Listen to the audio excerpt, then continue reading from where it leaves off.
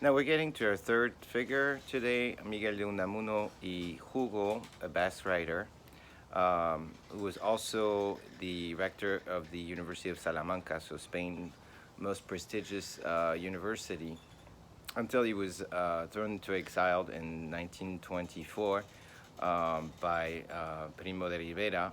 We know that Primo de Rivera was a precursor to Franco, right, the first dictatorship that overthrew the republic. And so we have another figure, very interesting figure that is also undergoing a religious crisis, right? So, in the case of Huysmans that we discussed, it is a return to Catholicism.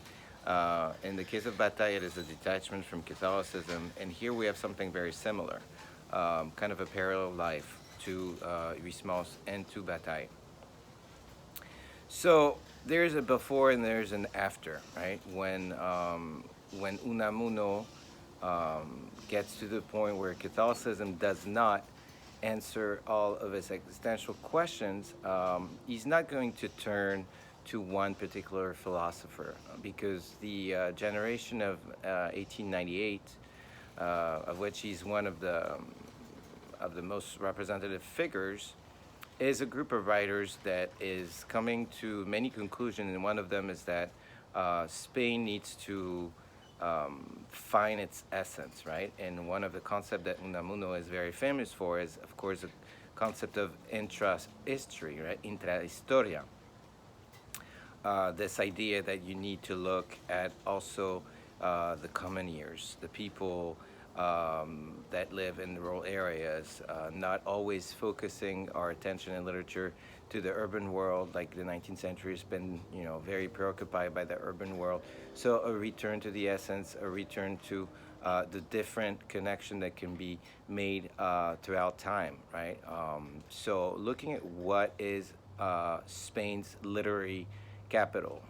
So going back, for example, to Don Quixote and Cervantes, and understand that this is not a novel that was influenced by France or Germany, right?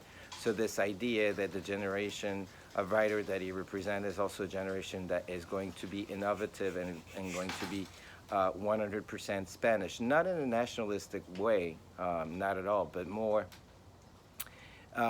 because of his will to detach Spain from constantly copying other traditions, right?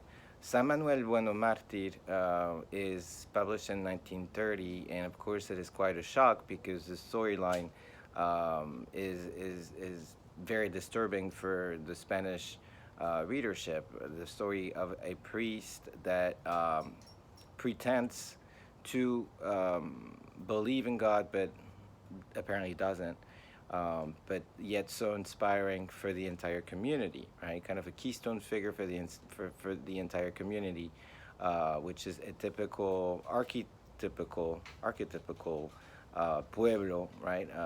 Small town of Spain by a lake, and of course, this is all inspired by previous philosophical essays such as of the tragic sentiment of life, del sentimiento trágico de la vida, which Unamuno had written and published in 1913, and La agonía del cristianismo, which is a little later in 1925. So in Unamuno, we have a lot of experiment with the narrative voices. In the case of San Manuel Bueno, we're focalizing through a first-person narrator, which is a witness to the main character, and her endeavor is going to be to tell the story of the priest Manuel after his death and kind of recollecting all the facts.